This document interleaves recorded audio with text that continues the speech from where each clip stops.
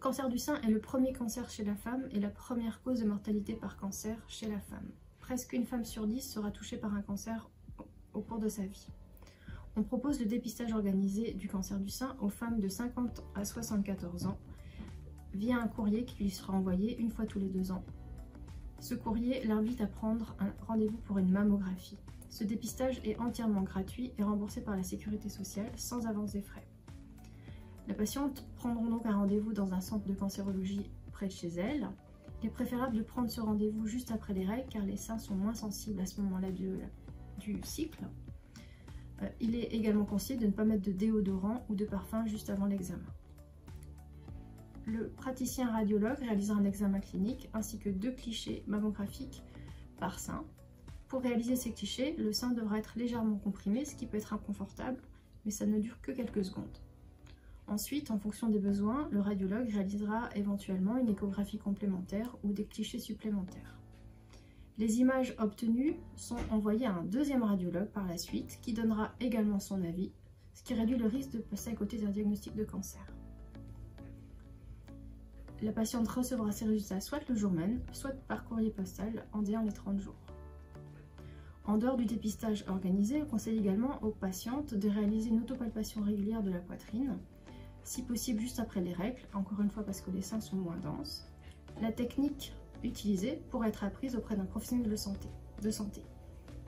Par contre, l'autopalpation ne remplace pas le dépistage organisé et il faut donc participer au dépistage. On peut également proposer des dépistages individuels aux patientes en fonction de leurs facteurs de risque. Par exemple, commencer les mammographies plus tôt et également poursuivre les mammographies au-delà de 74 ans si l'état de la patiente et si son espérance de vie est supérieure à 10 ans. Comme la plupart des cancers, le cancer du sein se soigne mieux s'il est détecté à un stade précoce. Les traitements ont plus de chances de succès s'ils sont appliqués très tôt dans le processus de la maladie. Par ailleurs, si la tumeur est petite, il y a plus de chances qu'on puisse réaliser une mastectomie partielle, donc réduire les taux de mastectomie totale, ce qui a un impact important sur la qualité de vie de la patiente par la suite. Il n'y a pas vraiment d'âge pour le cancer du sein. L'âge d'apparition du cancer du sein dépend d'une patiente à l'autre. On sait que le dépistage organisé concerne les patientes de 50 à 74 ans. Par contre, seulement 60% des cancers concernent cette tranche d'âge. Il est donc important de se faire suivre tout au long de sa vie. 20% des cancers apparaissent chez des femmes de moins de 50 ans, et généralement associés à des facteurs personnels, familiaux ou des facteurs de risque génétiques. Également, 20% des cancers apparaîtront après l'âge de 74 ans, donc il faut continuer le dépistage si on est encore en bonne santé et qu'on peut le faire. Encore une fois, la première mammographie pour les patientes qui sont à risque moyen et qui n'ont pas d'antécédents personnels est recommandée à l'âge de 50 ans. Par contre, en fonction de son risque personnel, on peut réaliser des mammographies dès l'âge de 40 ans. Parlez-en à votre médecin ou votre praticien de la santé pour déterminer si vous faites partie de ces patientes. Pour les patientes qui ont un risque génétique prouvé, on réalisera un dépistage par IRM et mammographie annuelle à partir de l'âge de 30 ans. La fréquence et l'âge de début des mammographies est donc dépendant de chaque personne et dans son histoire personnelle. La mammographie est le meilleur examen de dépistage actuellement. Il est suffisant dans la majorité des cas. Par contre, chez les patientes plus jeunes qui ont éventuellement des seins denses, on peut la compléter par une échographie. Par contre, l'échographie n'est pas un moyen de dépistage en soi. Pour ce qui est des patients qui ont une mutation génétique prouvée, par contre, on utilise plutôt l'IRM car il est plus sensible. Par contre, il associe un taux de faux positif plus élevé, donc ça ne concerne pas toutes les patientes. Le parcours de prise en charge commence toujours par la mise en évidence d'une anomalie à la mammographie.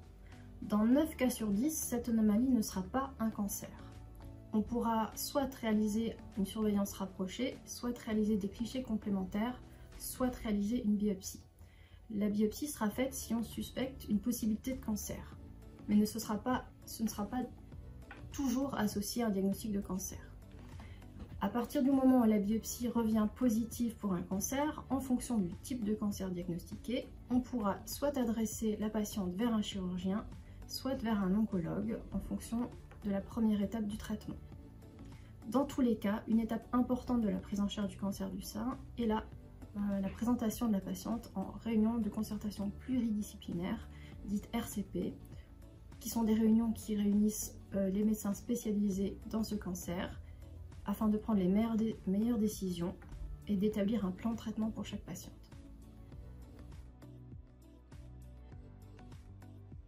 Chère patiente, votre santé est pour nous une priorité. Le dépistage est important pour préserver votre qualité de vie. Ne sous-estimez pas l'importance de la prévention. Participez activement au dépistage. Informez-vous sur les recommandations qui sont adaptées à votre histoire personnelle et parlez-en avec votre professionnel de santé. Intégrez l'autopalpation à votre routine. Soyez vigilants. Discutez-en avec vos proches. Ensemble, œuvrons à la sensibilisation et à l'éducation pour lutter contre le cancer du sein.